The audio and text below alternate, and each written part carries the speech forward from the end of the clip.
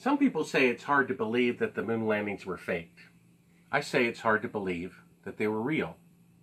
What NASA is claiming is that they went 1,000 times farther than they can go today with 50-year-older technology on the very first attempt with 1/1,000,000th the computing power in all of NASA than is in a cell phone. All the proof that you need that the moon landings are fake is in this one picture. In sunlight, shadows will always run parallel with one another. This is because the sun is about 1,000,000 times bigger than the Earth, and it casts shadows in the same direction over an entire continent. So you'll see in sunlight, shadows always run parallel and never intersect.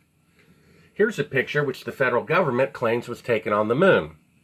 The astronaut shadow runs at 12 o'clock, and this rock, only about 5 feet away, the shadow runs at 9 o'clock. This is a 90-degree difference from objects 5 feet apart from one another. This proves that this was taken on Earth with an electrical light inside of a television studio. This is all the proof that you need that the moon landings were fake. If Toyota said that they made a car 50 years ago that could go 50,000 miles on a gallon of gasoline, and yet today their best car could only go 50 miles per gallon, or 1,000th the distance, wouldn't the fraud of the previous claim be obvious? And yet this is exactly the moon landing fraud, and yet people don't see it because of their emotional attachment to it.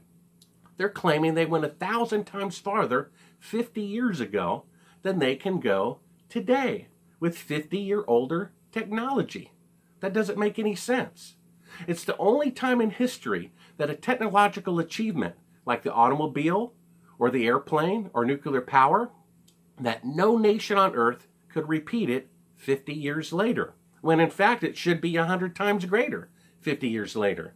If they could go to the moon with 1960s technology, men would be in another solar system by now. Men would have walked on Mars 10 years later, 40 years ago, which never happened. And there would be bases on the moon there today, of which there are none.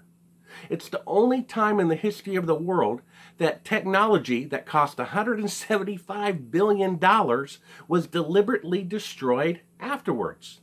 Would Bill Gates spend $175 billion to make the first computer, and then when he was done, throw it and the schematics in the trash? But that's what NASA claims that they did. They only did that to destroy the evidence of the fraud, which is proof itself that they didn't go, because if they really went, they would never destroy the technology. The B-52 bomber was made 70 years ago and is still in service today in the United States Air Force because it worked so well. Now they want to return to the moon, and they're having to recreate all that equipment from scratch because they deliberately destroyed it in order to hide the evidence of the fraud.